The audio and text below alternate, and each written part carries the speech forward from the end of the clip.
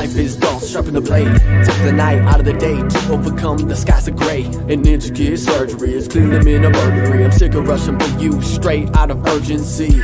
Increasing emotions of burgundy, purposely to develop like a photograph. Tiptoe carefully, weary of the aftermath. When the future is a dodge or dash, critical crash, race for cash with death of a paper breath. Yes, a saber. Staying happy has turned into an intense labor.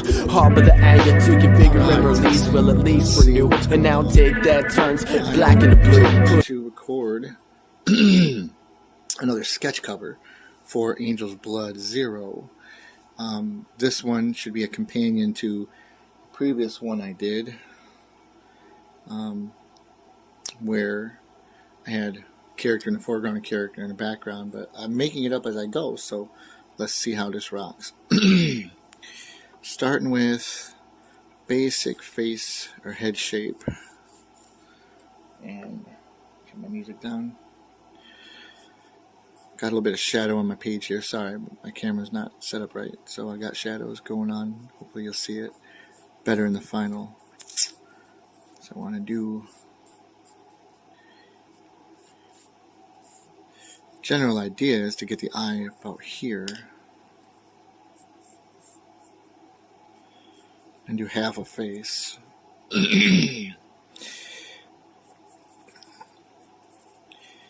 Don't have a ton in the way of commentary for this one, but it's boring to just sit here and draw, right? So talk a little bit about Golgoth as a character. For demons, I've always been a big fan of the blank eyes, but for Golgoth, we walked a fine line with doing what's expected for your typical demon design, and so that it identifies immediately as a demon and not just a monster or a creature. We wanted it to look very typically like it definitely came from the bowels of hell, but at the same time we wanted something unique. So we took elements from a lot of different things and made sure that we were balancing that. So back to my point, blank eyes are pretty typical for a monster or a demon, but what I did was also I added shading. So you don't see it a lot in the black and white version of the book because there's not a lot of room for this, but if you ever zoom in on it, you'll see that the cross hatching and shading will show that he does have a pupil, but what he has is a white pupil, and it's not a defined round circle. I didn't want it to look like an android like Data, or contacts like Bruce Banner or David Banner from the Hulk TV show, Bill Bixby style. Like, I didn't want it to look that defined, but he does have, in the book they're red, and this will be black and white because it's a sketch. So the eye has very deliberate shading. Okay, so slight interruption there, and then I may have accidentally jostled my camera and stopped the video. So if in case I don't get to mix these videos up, I was talking about the eye, and on Golgoth the eye has a reverse kind of pupil, so it's white in the center and then it gradiates to a dark background. Now in the book, in the comic, it's red in color, but here this is a pencil sketch, so it's going to be just shaded in gray, but that should be a red eye with a white pupil and not a defined pupil, just a simple pupil. So this sketch is already in progress. I gave Golgoth really high, tight cheekbones, very sharp, very emaciated. There's no cheeseburgers in hell, so he's got like zero body fat. So his muscles, where there are muscles, should be kind of tight, and really anywhere that a regular person would have body fat, there is none. He does have a F-ton of wrinkles. See, I almost cursed. I'm not sure who's watching this, so I'm not going to say too many bad words. A lot of details, a lot of wrinkles. His skin is dry and leathery because he's from hell. He's a demon, of course, so we're going to give him... Now, this was something that Mike didn't want, when we designed him, we talked about fangs, and didn't want to go with like typical vampire fangs. So we went with more of a dog or a wolf underbite fang. I thought that looked like something I hadn't seen a lot of in demons. So we went like that.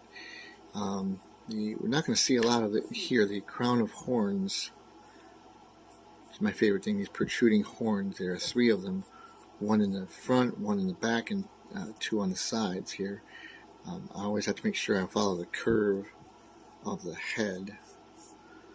Sometimes I don't, and then it looks like the horns are just sticking out in the wrong places. Usually coming out from his hair, though. So we have a long braided hair thing going on. I'll do that with a different pencil. So while I had the camera off, I was roughing out some of this. So my placement's already kind of done.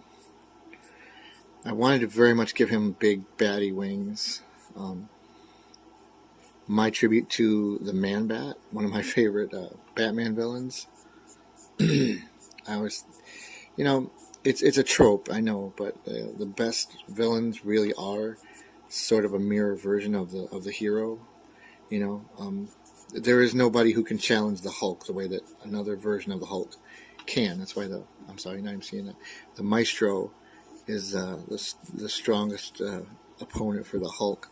Man-Bat was a really good foil for Batman. Venom, my favorite Spider-Man villain, and largely because he's like Spider-Man but way stronger, and he has a lot of the same powers, the webbing and the climbing. He's just far more vicious. You know what I mean? I'm using a video, the video on my phone to record this, so I'm not sure how it's going to come out. We'll see if it all comes out easily. I was saying before the phone cut me off, I am using a pencil drawing set of various thicknesses and hardnesses. Hardnesses? Is that a word? I don't draw in pencil a lot, so I don't usually use this set. So it's almost brand new. I've only done one other drawing with it since I got it for my birthday in March from my lovely wife, whose idea, which was a brilliant one. I just feel bad because if you're watching this, sorry honey, I'm getting to it. She for my birthday, she bought me art supplies that were for me, for personal stuff, not for work, or not for commissions. Like, she bought me art supplies I probably wouldn't buy myself, because if I buy art supplies, I'm buying Bristol board or inking pens, or so she bought me some toned paper and a set of pencils that I normally wouldn't get myself, and stuff that I would play with but not really work with in my professional work. And I love her for that, and I feel bad because I haven't done, I'm still so busy with all my comic commissions that I hardly ever have time to really draw anything for me, for fun. Which I need to make time to do. Honestly, I forget that it's part of the process. Is you need to remember that art. It's like art needs to be recharged. If I go a certain amount of time without doing anything fun or creative, you can really see it in my tone, my demeanor. It's like my therapy, and I need it. So I'm going to do a little bit ahead on this and then get back to you real quick. And here it goes. I truthfully don't know how this is going. I'm recording it in a weird way on my phone, and it keeps breaking up. So, whatever I said last, just pretend like that was something really clever and inspiring. So, Father Miller, as I've mentioned a bunch of times, was inspired visually to me by Alan Rickman, younger Alan Rickman, not younger in like a young man like Yippee-Ki-Yay days, but more before Harry Potter, and when he was in the movie Dogma. The look and hairstyle and his age and features seemed to really fit what we were going for at the time. So Father Miller ends up being the weathered, rough, reluctant hero of our story. He also ends up, he's not an angel, he's not a hero. He swears, and he's got a dark side, and we don't really see that yet. We see some of it when we get to the Zero Project. But this is the Zero Project, but when we see Miller in the first issue, we see him already a broken man, hiding in the church to get away from the world that tortures him. He's got what you call the sight, and so he's able to see demons where other people don't, or see angels too. So like when Golgoth walks the earth, I keep forgetting to move this. When Golgoth walks the earth, other people see him, and they see a man, they see a human. Miller sees him for what he is, which is the monstrous demon. Miller also saw the fallen angel, Archimedes.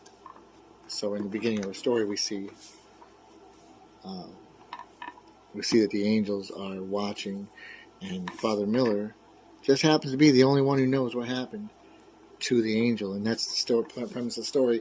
They are looking for the fallen dead angel, whose body no one can find, except for the guy who knows where it fell, and that's Father Miller.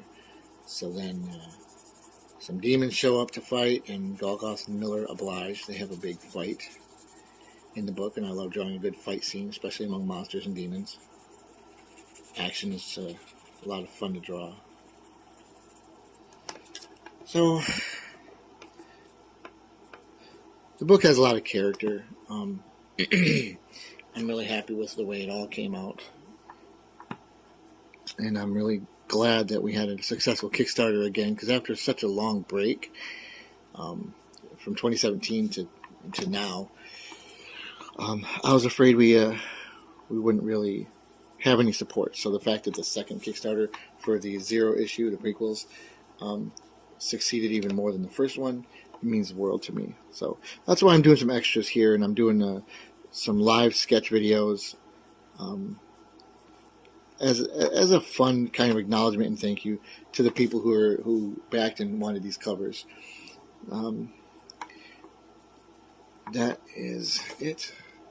I'm going to back this up a little bit, show you guys the cover. I think that's good. That's right where I want it, so I'm going to sign it. It's always the last step, is signing the book. So signing any project, like when it's done, that's when it gets a signature, and not before, usually. So thank you guys for your time. I appreciate you. This is it, another one for Angel's Blood. Watch for my new Kickstarter coming soon. September 30th, I'm launching Hatched, and it's going to be a really good sketchbook project with a lot of unseen, unpublished stuff from me. So thank you for your time. Take care.